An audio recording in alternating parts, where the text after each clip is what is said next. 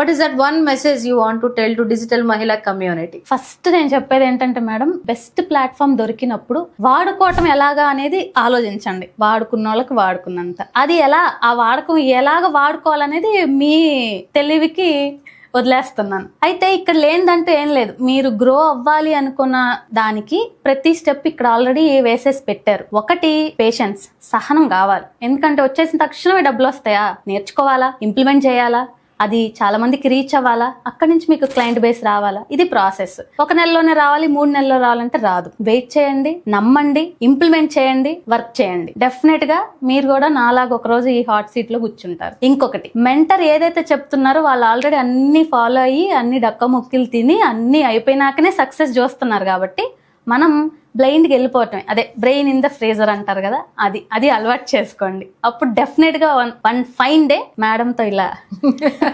కూర్చోవచ్చు.